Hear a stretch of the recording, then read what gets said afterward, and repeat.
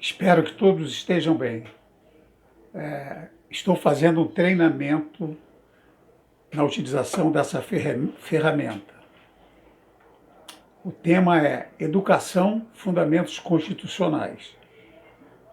A intenção não é fazer nenhuma análise crítica, nem filosófica dos princípios que serão mencionados. Apenas divulgar e, eventualmente, contribuir para ampliar a cultura geral dos eventuais espectadores.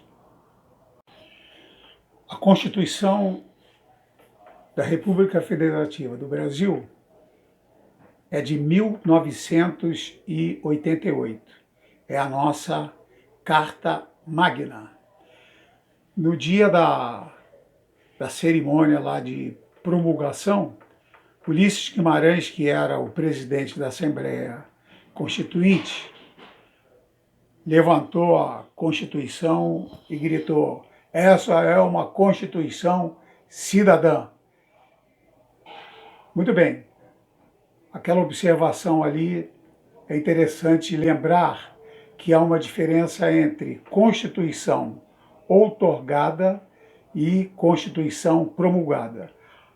A nossa, de 88, foi promulgada, uma vez que foi redigida por uma Assembleia Constituinte e depois sancionada, aprovada. A nossa Constituição, a primeira, de 1824, na época de Dom Pedro I, foi outorgada, uma vez que Dom Pedro fechou a Assembleia Constituinte e um grupo, uma comissão, vamos dizer assim, de notáveis e tal, redigiu a Constituição, que foi então concedida à nação pelo imperador, daí outorgada. O artigo 5º da nossa Constituição apresenta o artigo dos direitos civis e sociais. Vamos destacar apenas aqueles que são relacionados à educação.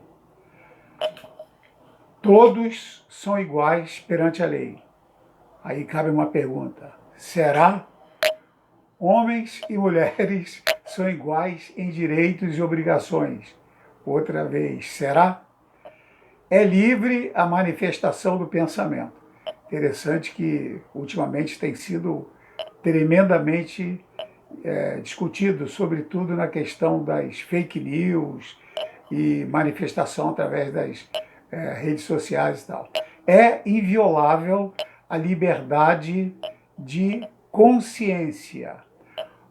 Ou seja, mesmo que você não possa dizer, você é livre para pensar o que quiser.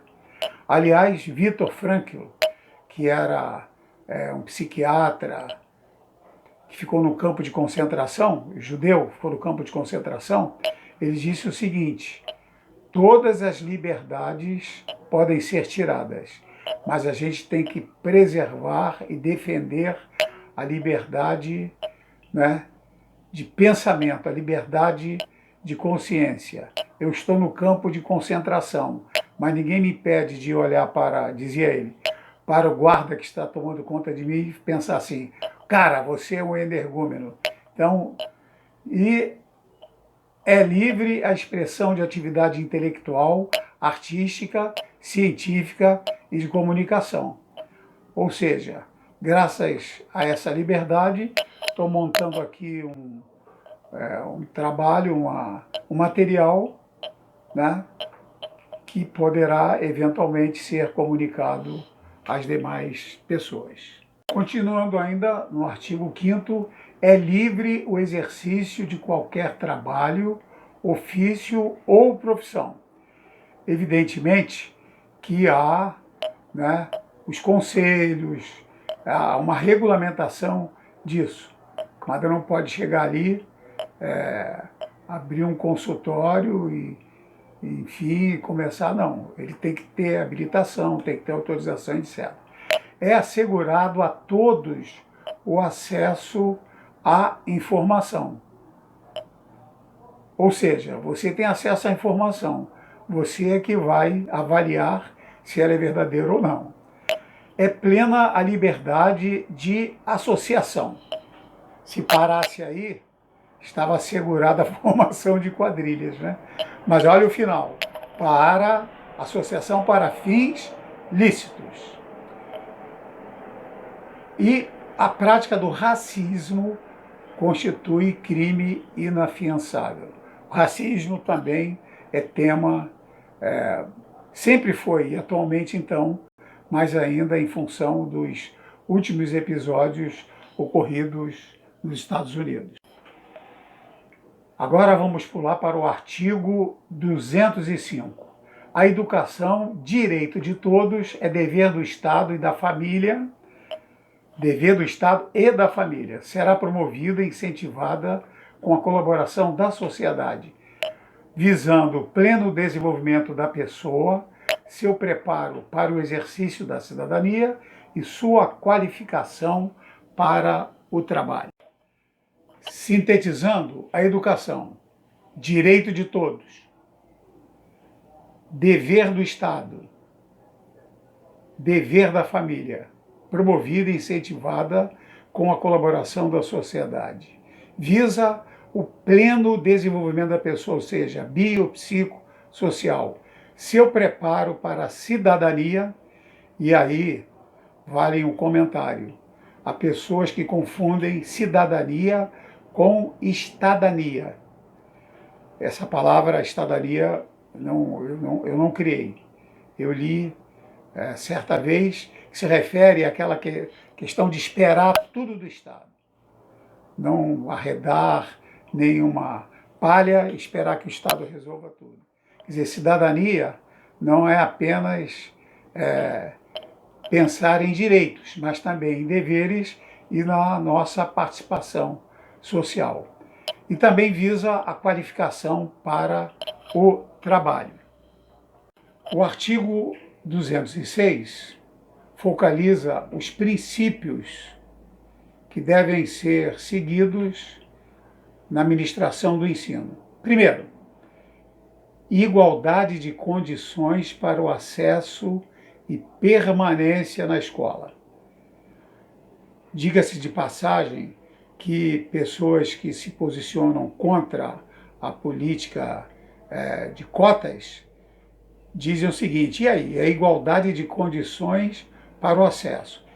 Interessante também essa questão de permanência da escola. A evasão escolar é enorme. Então, condições para a permanência na escola.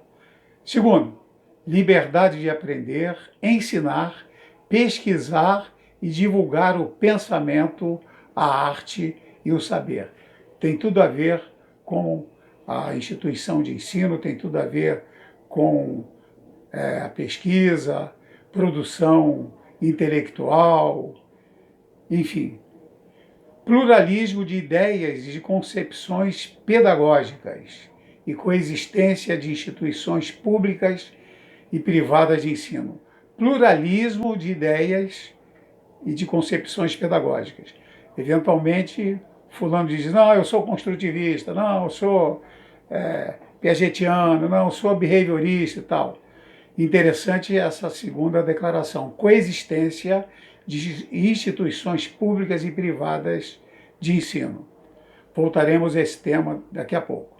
Gratuidade do ensino público em estabelecimentos oficiais. Olha a preocupação do legislador. Porque, de repente, como dizer assim, mas é uma escola particular, mas ela é um estabelecimento de ensino, então eu vou querer estudar lá. Então, daí, gratuidade de ensino em estabelecimentos oficiais. Nada de querer estudar de graça na particular. Esse é bom. Valorização dos profissionais da educação escolar, garantidos na forma da lei, quer dizer, tem que haver regulamentação, planos de carreira, com ingresso exclusivamente por concurso público de provas e títulos aos das redes públicas. Ou seja, no magistério público, só através de concurso público de provas e títulos. houve uma emenda, a número 53, que modificou essa redação, de 2006. Gestão democrática do ensino público na forma da lei. Ou seja, a chamada cogestão. Não confundir com congestão, porque às vezes... Ou seja, daí os conselhos, enfim. Agora, na escola particular, não. É claro que, eventualmente, um diretor, um dono de escola, pode até criar e consultar um conselho, mas ele não tem nenhuma obrigação. E garantia de padrão de qualidade. Aí vem de novo a famosa perguntinha: será? Continuando, piso salarial profissional nacional para os profissionais da educação escolar pública, nos termos da lei federal. Também foi incluído na emenda número 53. E há um parágrafo único que diz o seguinte: a lei disporá sobre as categorias de trabalhadores considerados profissionais da educação básica e sobre a fixação de prazo para elaboração ou adequação de seus planos de carreira no âmbito da União, dos estados, do Distrito Federal e dos municípios, também da emenda 53. É sabido que há muitos municípios e até estados que até agora não elaboraram o plano de carreira. Detalhes é o seguinte: profissionais da educação. Eventualmente a pessoa não está na sala de aula, mas ele atua na gestão, na supervisão, ele também, por força de lei, é considerado um profissional da educação. Artigo 207.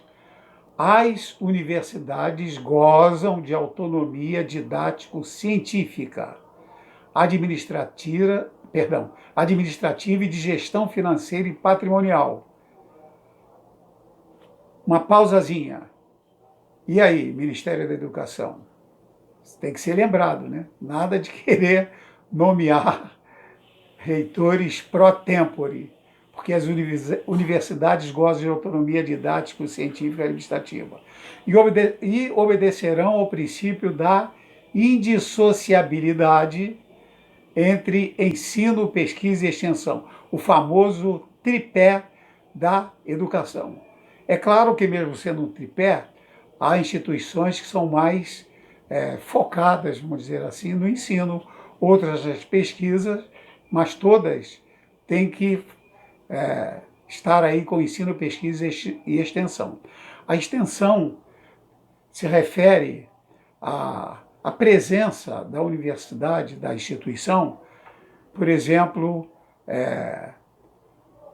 oferecendo cursos para a comunidade, serviços, por exemplo, a chamada extensão rural, quando técnicos das universidades que têm curso de agronomia e veterinária vão até aos produtores, ao campo, dar orientação e ensinar novas tecnologias. Isso aqui é interessante, é facultado às universidades admitir professores técnicos e cientistas estrangeiros na forma da lei. Isso foi incluído em 96 através da emenda 11.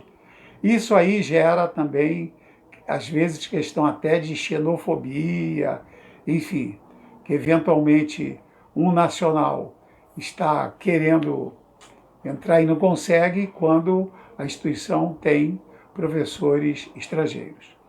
O disposto desse artigo aplica-se às instituições de pesquisa científica e tecnológica. É uma ressalva interessante. Tá bom?